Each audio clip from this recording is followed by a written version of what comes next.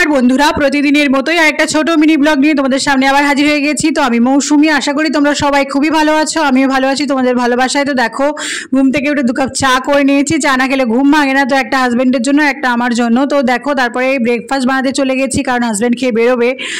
তো এদিকে দেখো আমার ব্রেকফাস্ট কমপ্লিট। তো আজকে বিশেষ কিছু করিনি, ময়দা দিয়ে আর সুজি দিয়ে গোলা রুটি বানিয়েছিলাম আর দেখো একটা সবজি আর চা এটাই দিয়েছিলাম ব্রেকফাস্টে। এদিকে দেখো রান্না চাপিয়ে দিয়েছি, 5 মিশালি সবজিটা বসিয়ে দিয়েছি, একটু ডালও সেদ্ধ করে নিলাম। আর এদিকে দেখো থোর ভাজা করছি, আর থোর ভাজা করতে তো অনেকটা সময় লাগে তোমরা জানো। তো দেখো একটুখানি তেলের মধ্যে জিরে ফোড়ন দিয়ে তারপরে থোরটাকে ভালো করে সেদ্ধ করে নিয়েছিলাম, মানে ভাজা ভাজা করে। তারপরে তেলের মধ্যে দিয়েছিলাম জিরে ফোড়ন আর দিয়েছিলাম দেখো আদা জিরে আর কাঁচা লঙ্কা বাটা, একটুখানি টমেটো বাটা দিয়েছিলাম। তো তারপরে দেওয়ার পরে থোরটাকে ভাজা ভাজা করে নামিয়ে দিয়েছি। তো দেখো একটা 5 মিশালি সবজি সেটাও হয়ে গেছে। তো আমার রান্না কমপ্লিট। তো কী কী রান্না করেছি চলো তোমাদেরকে দেখিয়ে দিই।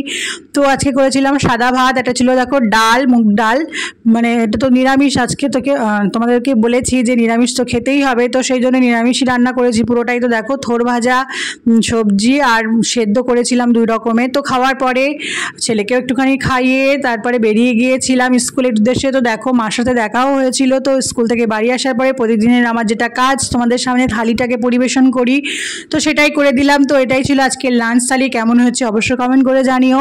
তো দেখো এটাই ছিল আজকের একদম সম্পূর্ণ নিরামিষ লাঞ্চ। চাটনিও দিয়েছিলাম কারণ চাটনিটা আমার জন্যই থাকে।